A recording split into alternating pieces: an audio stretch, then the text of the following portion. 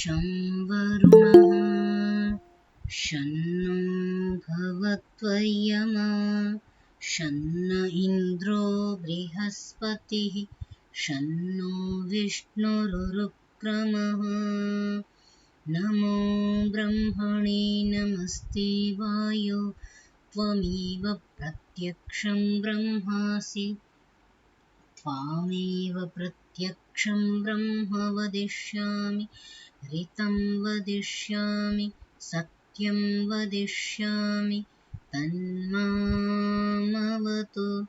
तद्वक्तारमवतु अवतु माम् अवतु वक्तारम् ॐ शान्ति शान्ति शान्तिः।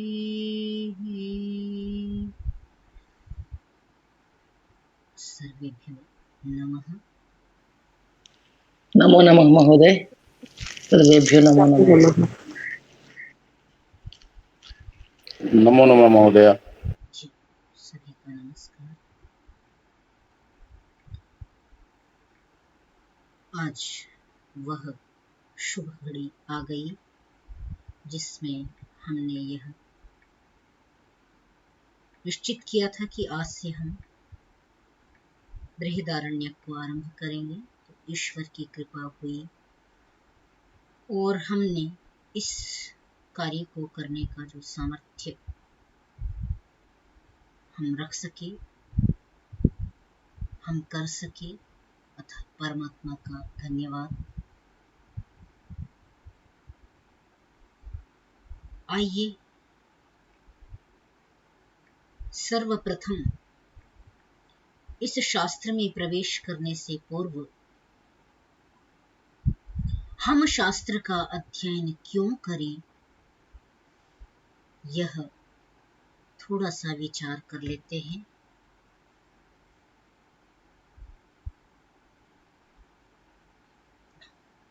बृहदारण्यक उपनिषद अन्य उपनिषदों की तरह ही है, परंतु जो साथी अभी जुड़ रहे हैं, नए जुड़ रहे हैं, उनका किन्हीं का प्रथम सत्र होगा।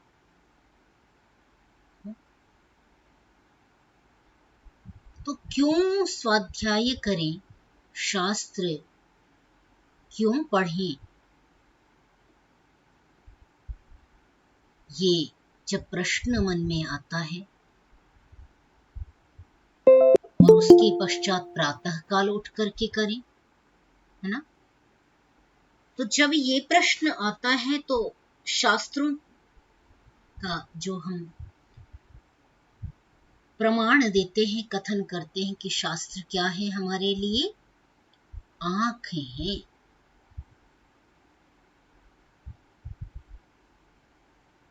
ठीक है? शास्त्र व्यक्ति की आंख होता है और जिसके पास शास्त्र रूपी आंखें नहीं होती,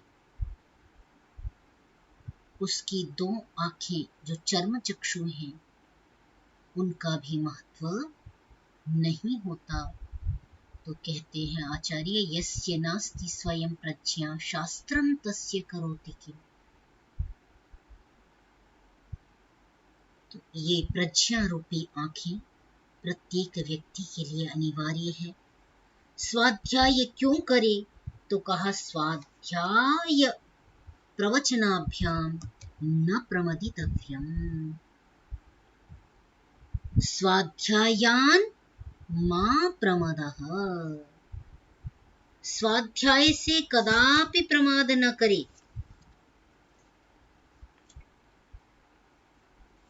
प्रत्येक ब्राह्मण का कर्तव्य है, प्रत्येक क्षत्रिय का कर्तव्य है, प्रत्येक वैश्य का कर्तव्य है, जो भी द्विज हैं वे स्वाध्याय अवश्य करें। और आजीवन करना होता है। शतपथ में एक वचन आता है कि स्वाध्याय की जैसे ब्रह्मयज्ञ कदापि नहीं छोड़ा जा सकता, नित्य कर्म है। जैसे भोजन नित्य कर्म है संध्या, वैसे ही संध्या वंदन नित्य कर्म में गिना जाता है। और संध्या वंदन के साथ साथ स्वाध्याय भी नित्य कर्म है।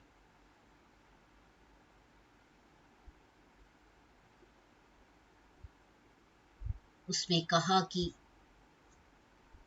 साधक निरंतर, व्यक्ति जो द्विज है वो निरंतर ब्रह्म मार्ग का पथिक होता हुआ स्वाध्याय का आचरण करे।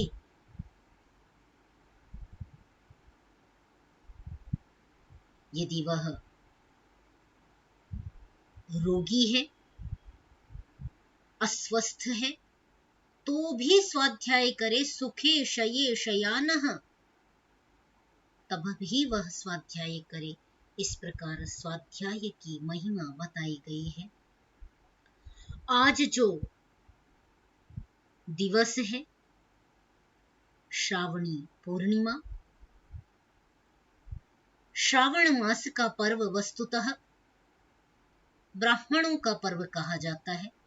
इसके आप अन्य नाम यदि आप इससे परिचित होंगे, ऋषि उपाकर्म, उपाकर्म, ऋषि तर्पण, ये जो नाम है श्रावणी, उपाकर्म और ऋषि तर्पण, ये नाम ये स्पष्ट करते हैं कि यह जो उपाकर्म इत्यादि जो कर्म है वे सभी प्रत्येक व्यक्ति को करना चाहिए, जो भी द्विज है, ब्राह्मण है। ऋषि तर्पण क्या है, इसको भी मैं अभी आपके साथ चर्चा कर लेती हूँ। परंतु यह जो पर्व है जिसमें ऋषि मुनियों की बात कही जा रही है, उसमें क्या कहा कि ऋषि स्वाध्याय करते हैं, है ना। और स्वाध्याय कैसे करें, तो एक बात महाभाष्यकार कहते हैं, क्या कहते हैं, ब्राह्मणेन निष्कारणो धर्मः, ब्राह्मण अकारण ही,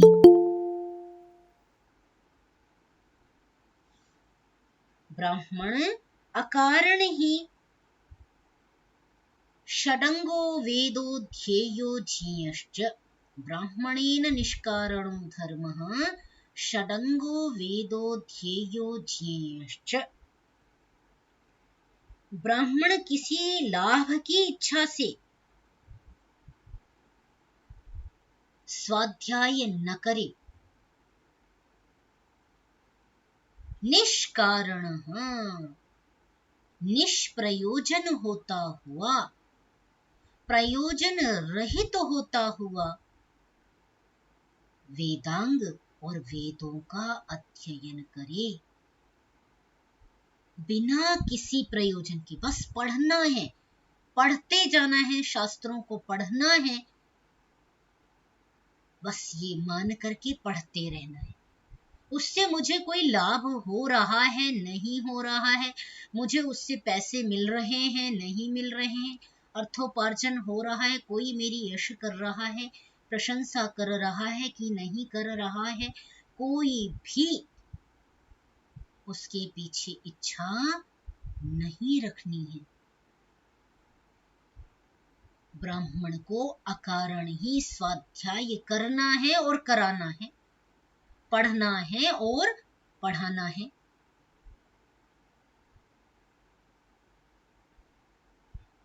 ये बात महाभाष्यकार ने, महर्षि पतंजलि ने कही, और पतंजलि का वाक्य क्या है, आप्त वाक्य है, आप्तोपदेशः शब्दः।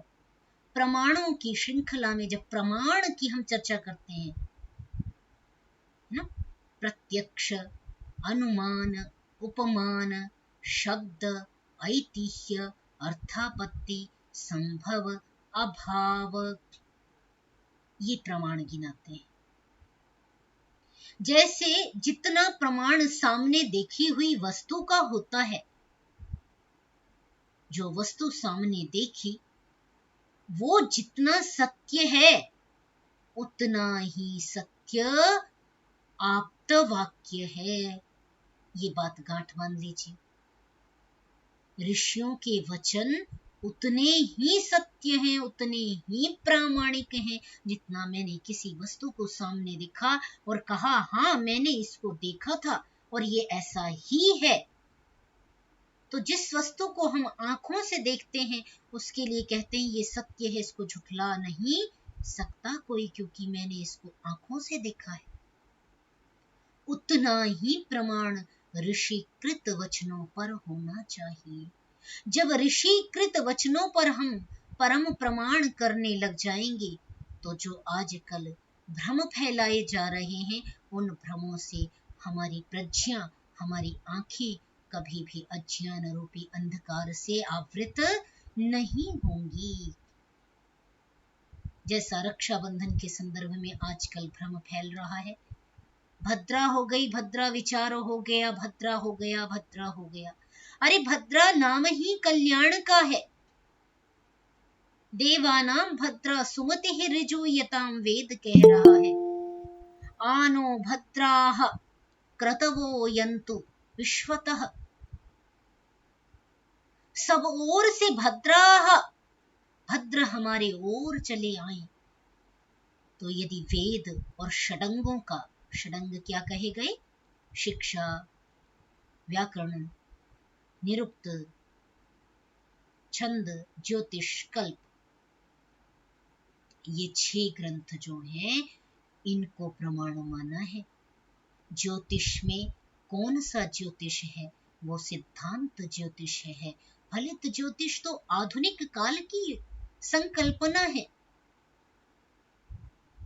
आप आर्यभट्ट प्रथम से लेकर के निरंतर ऋषियों का जो सिद्धांत ज्योतिष जिन्होंने लिखा, ब्रह्मगुप्त, ब्रह्मपाद इत्यादि सभी का यदि आप चर्चा करते हैं तो वहां पर आपको भास्कराचार्य की आगे भी ये परंपरा चलती रही। केवल वहां पर गणित ज्योतिष ही विद्यमान है जो नक्षत्र, तारा मंडल, भूमंडल इत्यादि का ज्ञान कराता है। और इसीलिए जीरो इत्यादि का आविष्कार ना, प्रमेय, पाइथागोरस, यद्यपि लोग कहते हैं कि बाहर की थियरी है, परंतु वैदिक गणित उसे सिद्ध कहता है कि पाइथागोरस भी भारतीयों की थियरी है। तो ये सब शास्त्रीय ज्ञान, षडंग और वेद का अध्ययन करने पर यह सत्य हमारे आंखों के समक्ष उद्घाटित होता है। ऋषि वचनों पर आस्था रखनी है, ऋषिकृत जो नहीं है। एक इसका अंतर अवश्य करें। संस्कृत का कोई भी ग्रंथ होता है हम उसे शास्त्र समझ लेते हैं। ऋषिकृत ग्रंथ आर्ष ग्रंथ है। जो ऋषिकृत नहीं है माने आप्त वाक्य जो नहीं है वो अनाप्त है, वो प्रामाणिक नहीं है।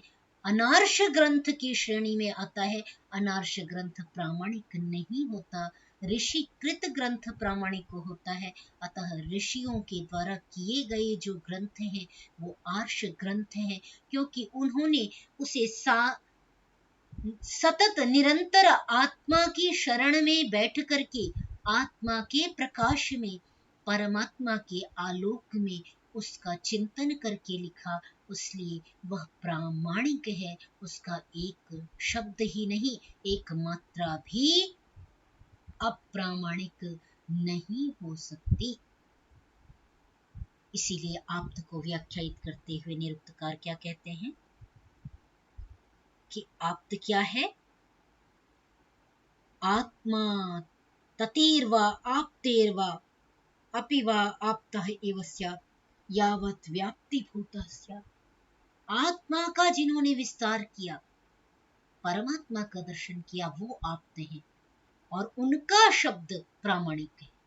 इसलिए आर्ष ग्रंथ और अनार्ष ग्रंथ, इनका अंतर अत्यंत आवश्यक है। क्योंकि मनुस्मृतिकार क्या कहते हैं?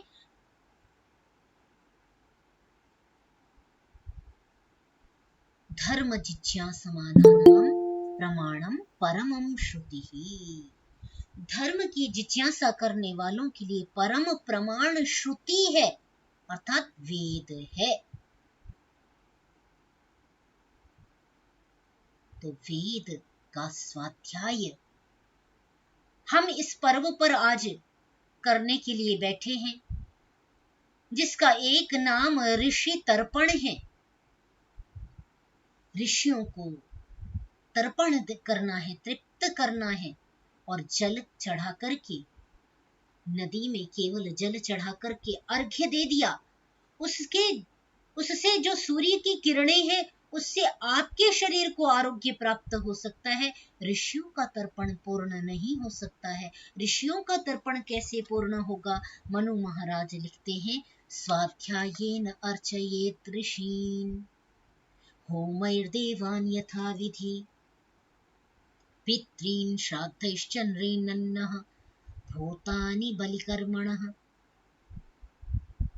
ऋषियों को कैसे तर्पण करना है? स्वाध्यायेन अर्चयेत ऋषीन्। ऋषियों की पूजा कैसे करे, अर्चा कैसे करे, उनकी पूजा कैसे करे, उनका तर्पण कैसे करे? तो मनु महाराज लिखते हैं, ऋषि मनु लिखते हैं, स्वाध्यायेन, स्वाध्याय के द्वारा ऋषियों का तर्पण करे,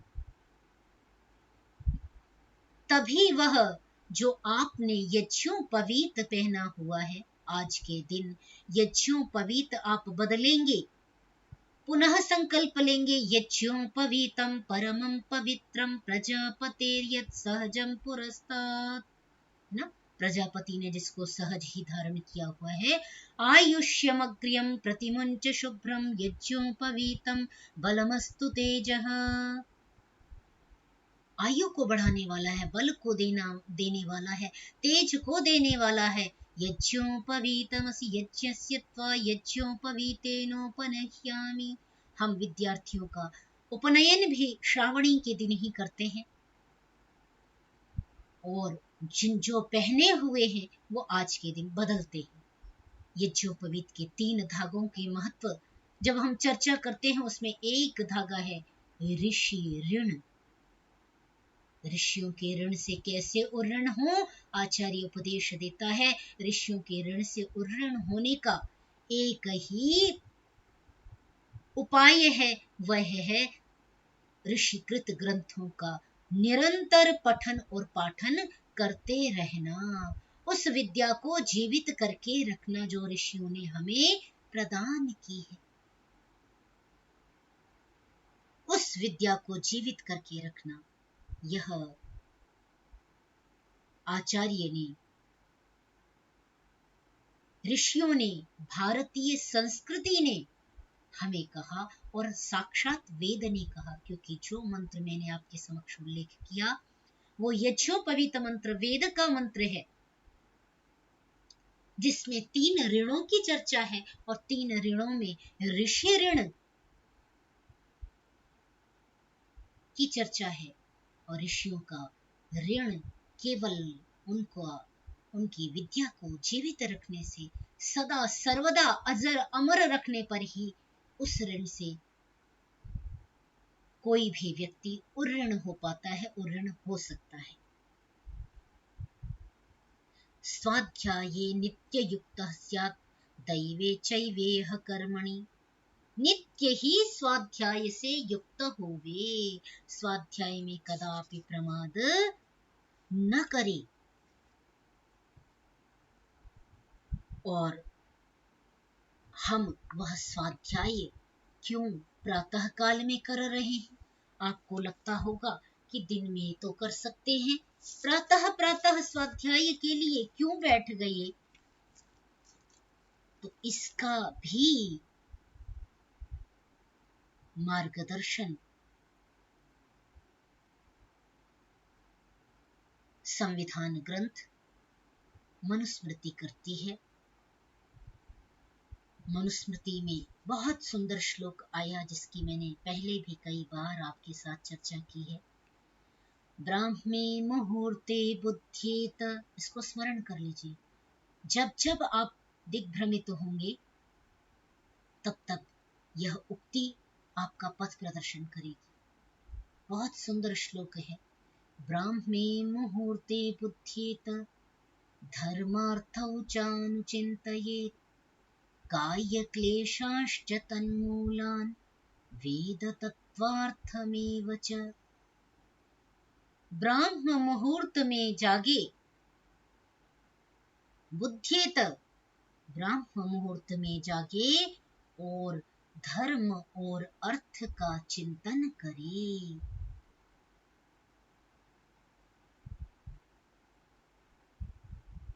अर्थोपार्जन कैसे करना है इसका चिंतन भी प्रातः काल कर सकता है, करे, परंतु उससे पहले धर्म का चिंतन करे। धर्मार्थौ चानुचिंतयेत्, पहले धर्म का चिंतन करे और धर्म पूर्वक अर्थ कैसे अर्जन करना है इसका भी चिंतन करे। काय क्लेशांश्च तन्मूलान, काय कहते हैं शरीर को, शरीर में होने वाले जितने भी रोग हैं, जितने भी दोष हैं, जितनी भी व्याधियां हैं, आधियां हैं, व्याधियां हैं, रोग हैं, वो सब कैसे दूर हो सकते हैं। प्रातः काल उठ करके इसका भी चिंतन करे, अर्थात प्राणायाम करे, व्यायाम करे, योग करे, आसन करे। तो काय क्लेशांश्च तन्मूलान, उनके मूल, यह रोग हुआ क्यों, उसका भी चिंतन प्रातः काल उठ करके करे। और सबसे अच्छी बात अंतिम चरण में कही, वेद तत्वार्थम एव च, और वेद का चिंतन, वेद के तत्वों का चिंतन करना है तो ब्रह्म मुहूर्त में करे। मेरे गुरु जी कहा करती थी कि सुबह का पढ़ा हुआ हमेशा याद रहता है, सुबह का पढ़ा हुआ आत्मा पर इंगित हो जाता है। ब्रह्म मुहूर्त में जो अध्ययन किया वो याद रहता है, वो आत्मा पर उसकी छवि अंकित हो जाती है और पूरा दिन शुभ बना रहता है, भाव अच्छे बने रहते हैं। बड़ा सुंदर इसमें आगे प्रकाश डालते हुए महर्षि मनु कहते हैं, उत्थाय आवश्यकम कृत्वा कृत शौचः समाहितः, सुबह उठ करके आवश्यक कार्यों से निवृत्त होकर के, है ना, जो हमारे दैनंदिन कृत्य हैं, आवश्यक कार्यों से संपन्न होकर के, निवृत्त होकर के, कृत शौचः समाहितः, शुद्ध पवित्र होकर के एकांत स्थान में बैठ करके पूर्वाम संध्याम जपस्तिष्ठित, पहले संध्या करे और उसके पश्चात स्व काले चापराम चिरम, उसके पश्चात इसी प्रकार सायंकाल भी करे और प्रातः काल भी करे, उसके पश्चात स्वाध्याय इत्यादि करे। ऋषयः दीर्घ संध्याम दीर्घमायुः अवाप्नुयुः प्रज्ञां यशश्च कीर्तिश्च ब्रह्मवर्चस्समेव च। सुंदर बात कही, ऋषियों ने भी इसी प्रकार किया और प्रत्येक ऋषि पथ अनुगामी को भी इसी प्रकार करना है। यदि हम कहते हैं कि हम भारतीय संस्कृति का अनुगमन करने वाले हैं, हम उसके झंडा को आगे बढ़ाने वाले हैं, हम उसके झंडा बरदार हैं, हम ऋषियों की संतान हैं, हम भारतीय संस्कृति के अनुगामी हैं, तो हमें भी ऋषियों के बताए हुए मार्ग का अनुसरण करना होगा। तभी हम सच्चे अर्थों में ऋषि का तर्पण कर सकते हैं, ऋषि ऋण से उऋण हो सकते हैं। और कहा प्रातः काल उठ करके इस प्रकार चिंतन करने से प्रज्ञा, यश, कीर्ति और ब्रह्म वर्चस्स की प्राप्ति होती है। प्रातः काल उठना आसान नहीं है, वो भी 5 बजे कोई आपको कहे उठ जाइए, कोई 6 बजे कहता तो समझ में आता, परंतु 5 बजे आप उठते हैं, 5:30 तक कक्षा में जुड़ते हैं, तो सुबह उठना ही सबसे बड़ी चुनौती है। अध्ययन करना उतनी बड़ी चुनौती नहीं है, वो भी चुनौती है, क्योंकि जब तक आपके पास सात्विक वृत्तियां नहीं होंगी, आप पात्र नहीं होंगे। आपका पात्र यदि उल्टा है तो आपको कुछ सुनाया नहीं जा सकता, आपकी श्रद्धा जागृत नहीं होगी। तो पात्र होना और पात्र से भी पूर्व सुबह उठना बहुत बड़ी चुनौती है। इस चुनौती को जिसने विजित कर लिया, विजय प्राप्त कर ली, अपनी दिनचर्या को नियमित कर लिया कि मुझे सायं भाई 7 बजे तक भोजन कर लेना है, 8 बजे तक भोजन कर लेना है। क्यों? क्योंकि मुझे सुबह उठना है।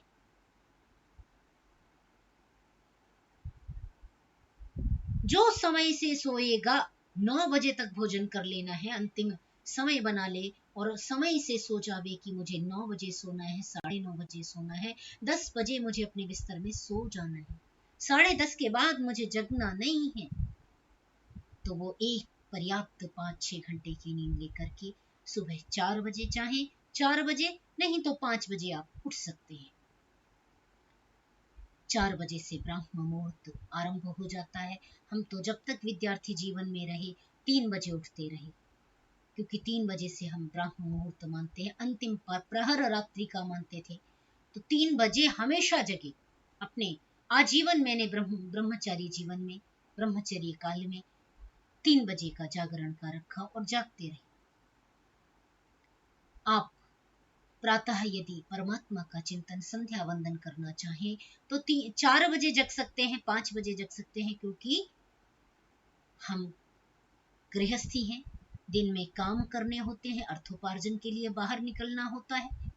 तो थकान नहीं हो तो 5 बजे आप जग सकते हैं और 5 बजे जग करके ध्यान, जितना आप बैठना चाहें, 10 मिनट, 15 मिनट, आधा घंटा, और फिर कक्षा में बैठे।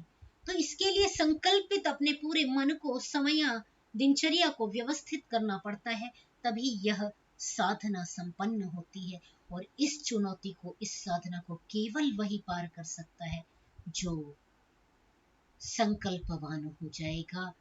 इसके लिए कहा गया ना, जो जागत है सो पावत है। उठ जाग मुसाफिर भोर भयो,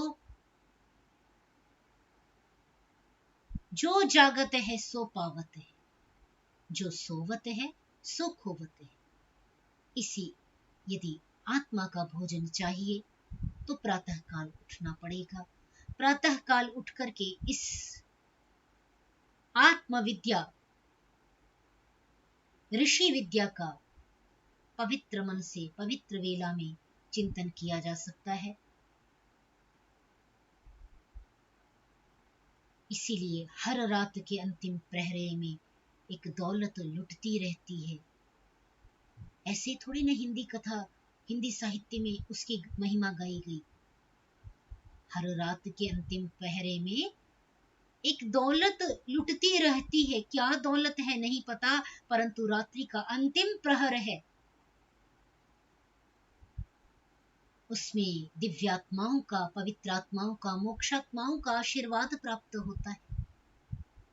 उस समय स्वाध्याय करते हैं तो हम सन्मार्ग में प्रवृत्त होते हैं, सात्विक वृत्तियों की ओर प्रवृत्त होते हैं। जो जागत है सो पावत है, जो सोवत है सो खोवत है। यदि ये पवित्र ऋषिकृत ज्ञान हमें प्राप्त करना है तो इसके लिए आवश्यक है कि हम प्रातः काल उठें। और प्रातः काल यदि हमने उठने का बना लिया, जो नए जुड़ रहे हों वो जानते हैं कि इसमें जो भी पहले से जुड़ रहे हैं वो सभी बड़े लोग हैं। जिनको भी मैं जान रही हूं, कई तो 60 वर्ष के ऊपर की अवस्था की है, और फिर भी उनमें इतनी जिज्ञासा, चेतना कि वो अपने को उठा करके सुबह लेकर के यहाँ आते हैं, बैठ जाते हैं, स्वाध्याय के लिए तत्पर हो जाते हैं। तो हमारी आज की जो नई संतानें हैं, नई बच्चे हैं, जिनको अभी, क्योंकि विद्यार्थी जीवन सुख का जीवन नहीं होता। विद्यार्थी के लिए कहते हैं ना, सुखार्थी वा त्यजेत विद्यम, विद्यार्थी वा त्यजेत सुखम। और यही मूल मंत्र है विद्यार्थी का। वो सुख की इच्छा यदि कर ली ना तो वह विद्यार्थी बन ही नहीं सकता। विद्यार्थी बनने के लिए सुख को त्यागना होता है, तपस्यामय जीवन जीना होता है। तो वो क्यों नहीं प्रातः काल जग सकते हैं, जो भी आज नए जुड़े हैं इस कक्षा में। जब बड़े लोग जुड़ सकते हैं और पूरे साल सर्दी गर्मी हर मौसम में जुड़े, मैं इसमें बहुतों को जान रही हूं। यदि मैं नाम लूं तो चाहे ओंकार महोदय हैं, शशि महोदया हैं, शैलजा जी हैं, या फिर कमलेश महोदया हैं, सुषमा जी भी नियर अबाउट ही हैं, उसके पास में ही हैं, या नीलम मल्होत्रा मैडम जुड़ती रही, काफी समय तक जुड़ी, अभी कुछ उनका स्वास्थ्य भी ठीक नहीं है तो नहीं जुड़ रही हैं, या मैं कुछ के नाम नहीं भी ले पा रही हूँ, ये सुनीता बहन जी हैं, जो भी जुड़ रहे हैं, ये सभी मैं देख रही हूँ नियमित आप लोग जुड़ते हैं और सब अपने जीवन का 2 चरण पूरे कर चुके हैं, तीसरे में चल रहे हैं। तो वो जुड़ सकते हैं, तो नए विद्यार्थी तो, या नई जनरेशन, या जो बड़े हैं, हम हैं, युवा हैं, उनको तो साधना के लिए तो प्रवृत्त होना आवश्यक है। संकल्प लेंगे, संकल्प मूलः कामो वै यज्ञः संकल्प संभवाः व्रतानि यम नियमाश्च सर्वे संकल्पजा स्मृताः। व्रत यम नियम सबका पालन करने के लिए बहुत आवश्यक है कि हम संकल्प लें, और संकल्पवान होंगे तो निश्चय से आप उठ सकेंगे। मैं विद्यार्थी जीवन में अलार्म लगाती थी, आज मुझे कभी अलार्म की आवश्यकता नहीं होती, और मैं 3 बजे चाहूं तो 3 बजे उठती हूँ, 4 बजे चाहूं कि मैंने निश्चय किया रात में कि मुझे 4 बजे ही जगना, तो 4 बजे नींद खुलती है। तो इसे कहते हैं कि आप स्वप्न अवस्था में भी उस चिंतन को कर पाते हैं जो आप चाहते हैं, जो जागृत में आपने निश्चय किया, उसे आपका जो कॉन्शियस माइंड जिसे हम कहते हैं संचेतना कहते हैं, वो आपको उसी समय जागृत कर देती है। तो इस प्रकार अपने जीवन को सुंदर बनाए, साधना युक्त बनाए। यही आज के इस स्वाध्याय पर्व के लिए विशेष प्रेरणा का आज वचन मन में था कि आपके साथ कहना है। और ये जो शब्द हैं उसको महर्षि पतंजलि एक और शब्दों में भी कहते हैं। वो क्या कहते हैं? एकः शब्दः सम्यक् ज्ञातः स्वर्गे लोके कामधुक् भवति। यदि ऋषियों की वाणी का यदि हमने सही शब्द समझा तो वह स्वर्ग को प्राप्त कराने वाला होता है। अतः सही प्रकार से ऋषिकृत ग्रंथों का हम उनका मर्म जान सके, उनका निहितार्थ जान सके, इसके लिए आवश्यक है कि हम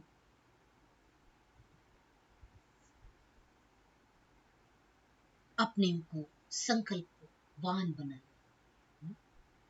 हेमा जी भी हमारी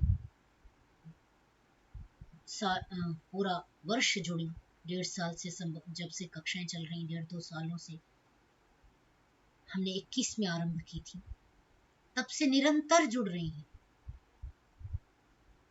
तो ऐसे उत्साही श्रद्धालु ऋषि विद्या के प्रति श्रद्धा रखने वाले भी विद्यार्थी हैं।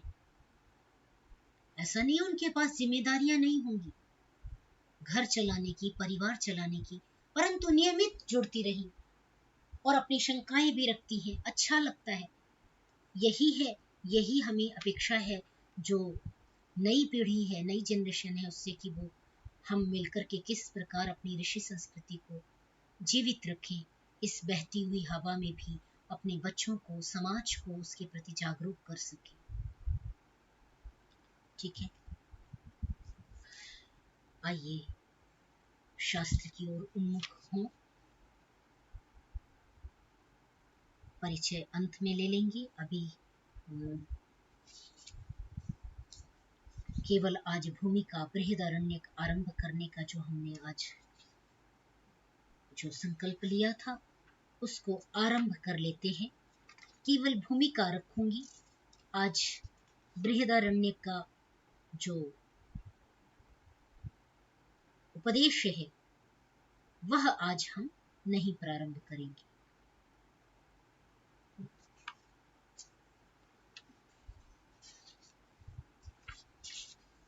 बृहदारण्यक यह जो उपनिषद है यह बृहत और आरण्यक दो शब्दों से मिलकर के बना है।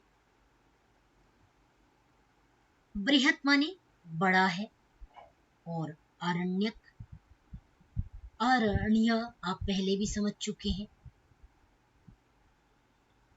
जो अंतःकरण में ब्रह्मपुर में विद्यमान जो आरण्य दो लोक हैं, दो समुद्र हैं जिनमें गोता लगाने से आत्मा और परमात्मा को जानने के लिए जिस स्थान पर गोता लगाते हैं, आत्मा में गोता लगाना, परमात्मा में गोता लगाना, वो अरण्य कहलाता है।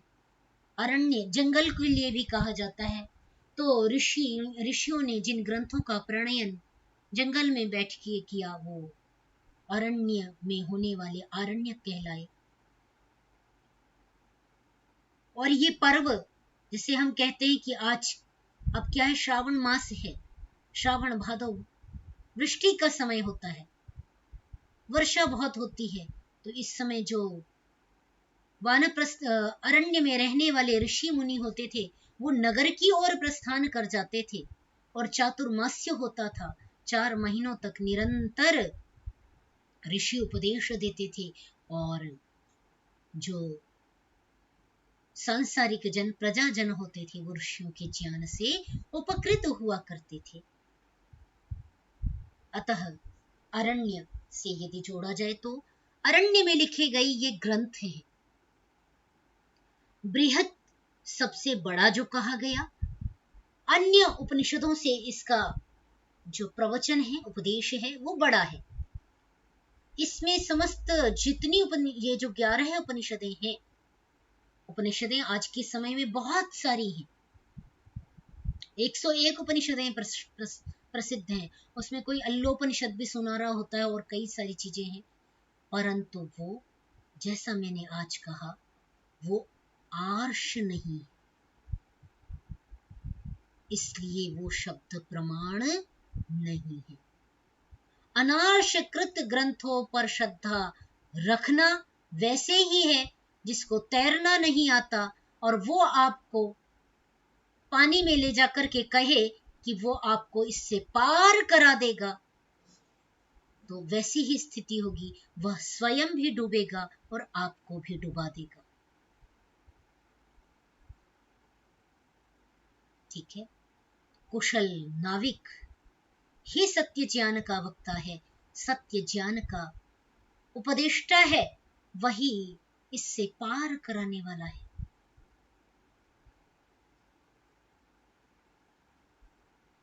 ऋषिकृत ग्रंथों में श्रद्धा रखना, ऋषि विरुद्ध जो ग्रंथ हैं, आर्ष ग्रंथ जो नहीं है, वो प्रमाण योग्य नहीं है। इस बात की गांठ बांध लीजिए। आज पूरे चिंतन में जब तक हम पढ़ेंगे, बहुत सुंदर ये स्वाध्याय की परंपरा हमने आरंभ की, इस जब तक हम पढ़ेंगे, हमारे साथियों का जब तक उत्साह रहेगा, हम तब तक इस परंपरा को जीवित रखेंगे। और इसी प्रकार बिना इच्छा, बिना किसी कारण, बिना किसी प्रयोजन ऋषियों का ग्रंथों का स्वाध्याय इसी प्रकार करते रहेंगे। परंतु इस बात को गांठ बांधना है कि ऋषि कृत ग्रंथों को शब्द प्रमाण मानना है, सभी ग्रंथों को नहीं मानना। उपनिषद 11 उपनिषद जो हैं वो प्रमाण योग्य है।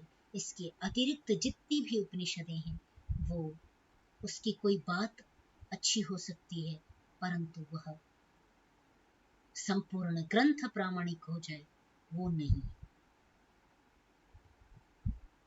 वो वैसे ही त्याज्य है जैसे विष युक्त भोजन होता है, उसका कोई भाग एक अंश भी हम उस प्रकार ग्रहण नहीं कर सकते जैसे पूरे भोजन में विष फैल जाए तो उसमें से हम कोई अंश ग्रहण नहीं करते, वैसे वो त्याज्य होता है।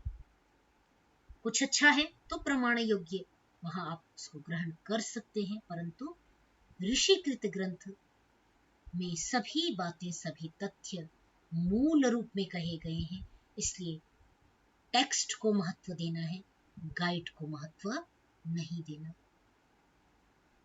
गाइड एग्जाम देने के लिए अच्छी हो सकती है, परंतु पढ़ना हमेशा टेक्स्ट से अच्छा होता है। टेक्स्ट बुक है ये हमारी, जहां मूल समस्त विद्याओं का मूल जहां लिखा गया है, तो टेक्स्ट पढ़ लीजिए, सारा ज्ञान हो जाएगा।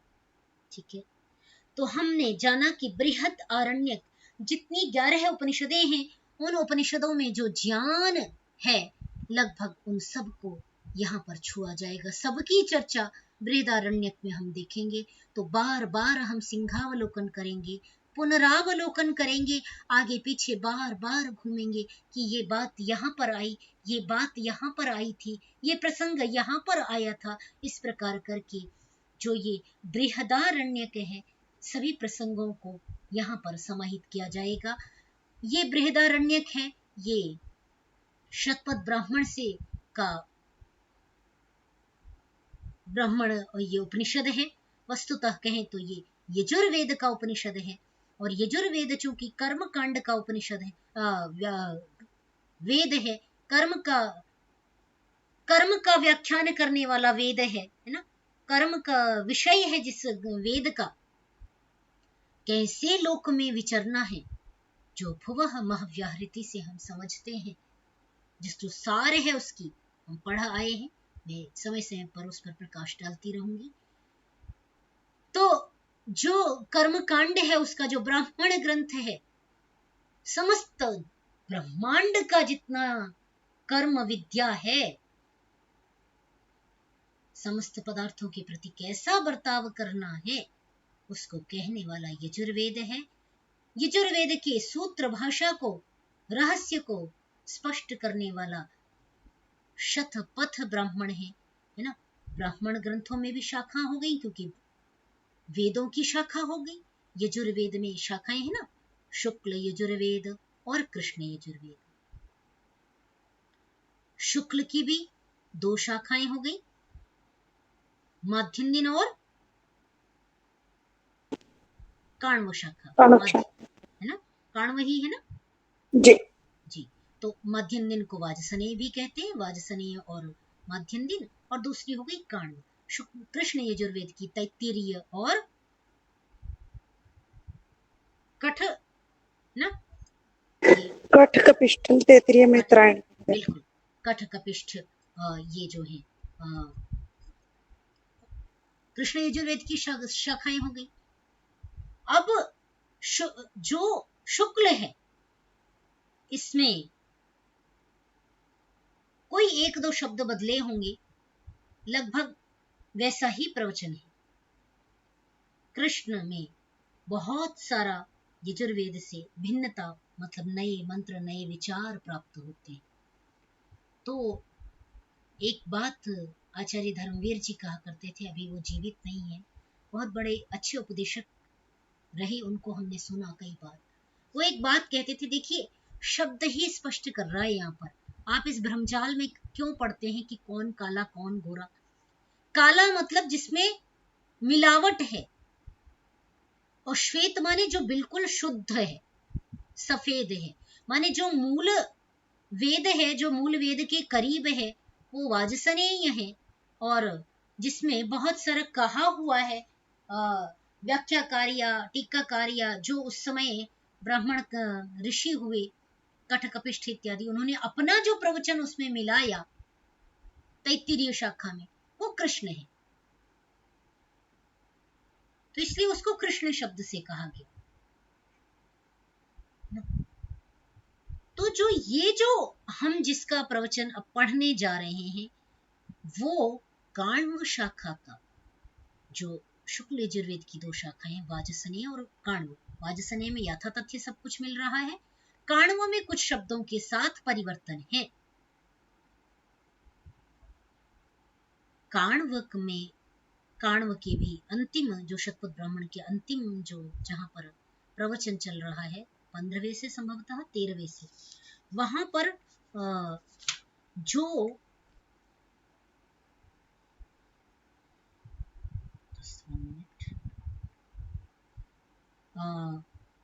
उपदेश है, प्रवचन है, उसकी यह उपनिषद बनी है, बृहदारण्यक उपनिषद। ठीक है, तो उस बृहदारण्यक का हम पाठ करने जा रहे हैं।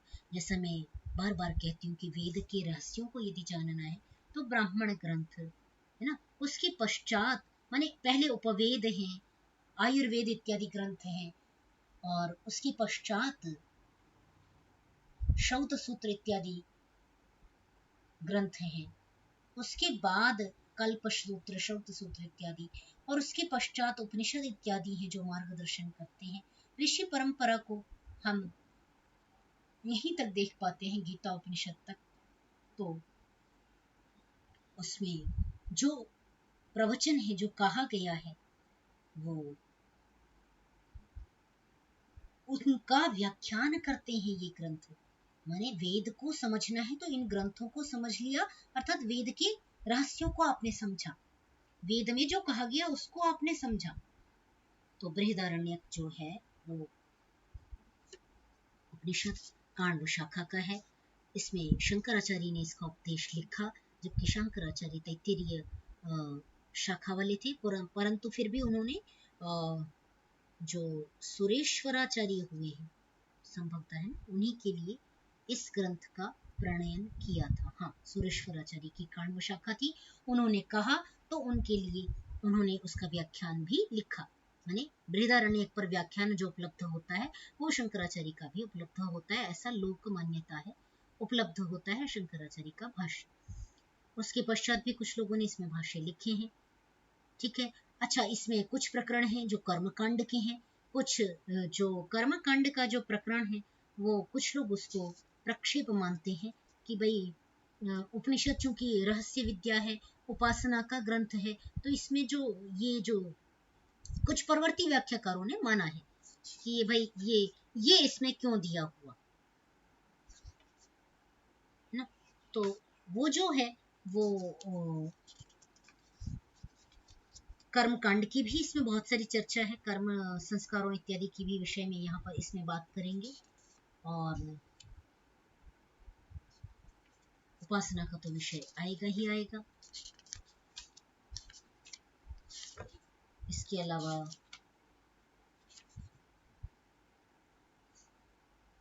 और इसमें बाकी हम समय समय पर चर्चा करते रहेंगे। इसमें कुछ और विशेष बताऊं, कल बता दूंगी, क्योंकि आज तो समय पूर्ण हो गया। कल आरंभ करने के साथ मैं इसमें थोड़ा बहुत जो कुछ और भी बताना होगा।